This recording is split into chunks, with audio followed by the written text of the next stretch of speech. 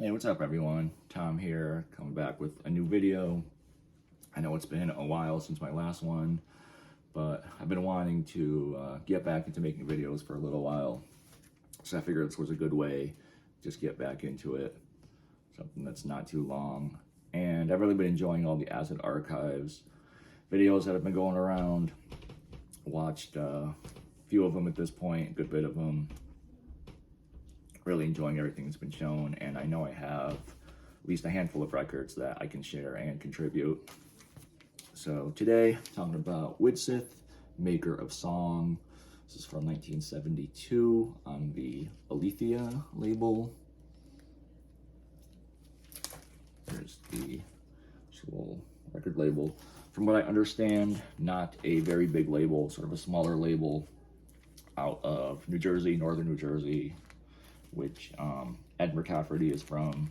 And then the other one, Bob Tier, is from New York. And I believe they met in New York when Bob Tier was playing around, doing gigs, playing coffee houses, stuff like that.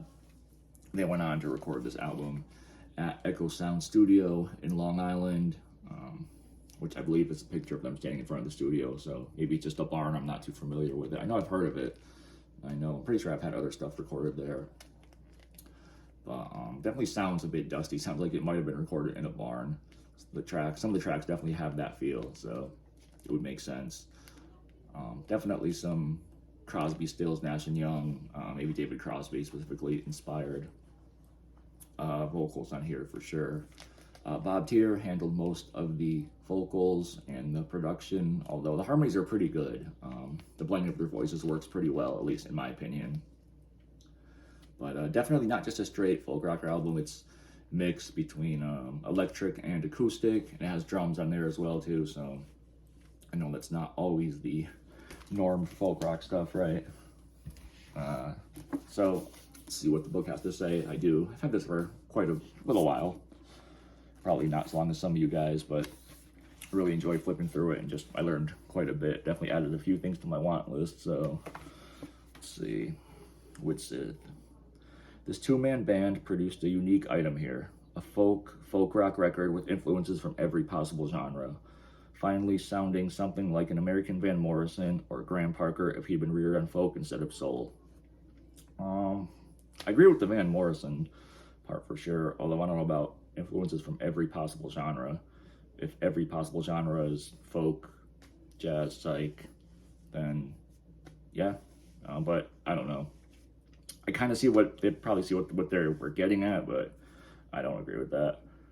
A couple of songs have some really effective, spicy guitar. They definitely do. Some good fuzz guitar in there.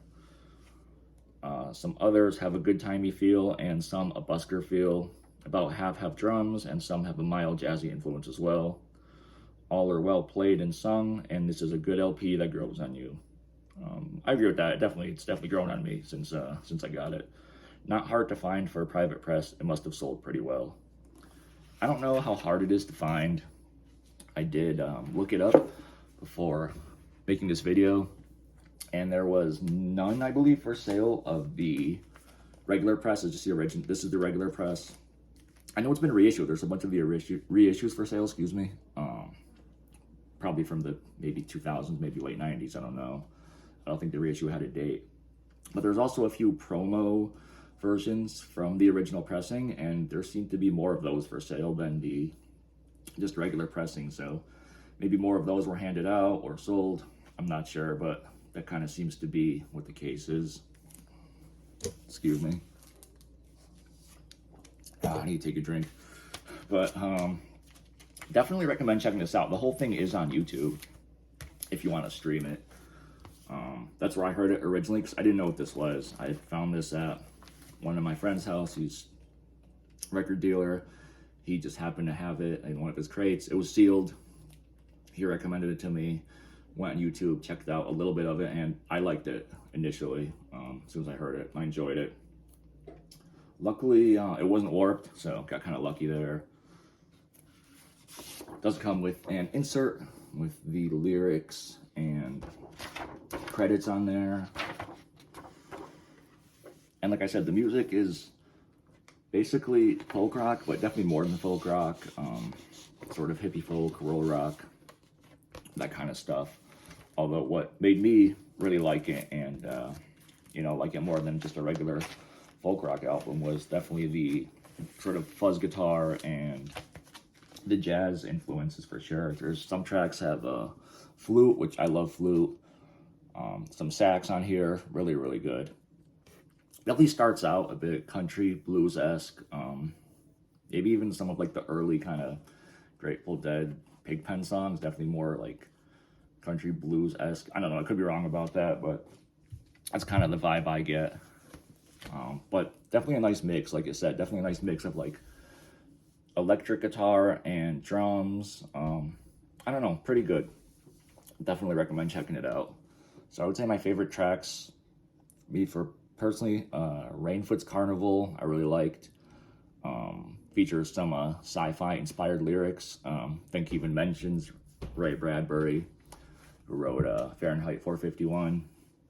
And musically, it's mixed, got acoustic, electric guitar, as well as flute. Really enjoyed that track, one of the better tracks, I think. Mulberry Hill, first track on side 2. Really like that one. Nice electric guitar stuff on there. I think there was one single from this album, Rust in the Rain, I believe was a single. Definitely a bit heavier on the country flavor, although some really nice harmonization there on the vocals. Track 4, I think it was track 4 on side 2. Let's see. Yeah, Skyla, I believe it's called, or I think it's how to pronounce it, at least Skyla. Another favorite, sort of a nice mix of jazz, psych, more flute added, just flute, acoustic guitar, and definitely has that Crosby, Stills, Nash & Young vibe for sure. And then the last track on side B, I really liked as well. Sort of a folk banger, electric guitar, and then again, more flute. Like I said, I really like flute. So if you have flute on there, you're probably going to win me over. So that's it. Check it out. You can find it, I know for sure on YouTube. I'm not sure if you can find it streaming anywhere else, but let me know what you guys think. You heard this album, because I wasn't familiar with it at all before finding it. So I'll probably come back, maybe do another one or two.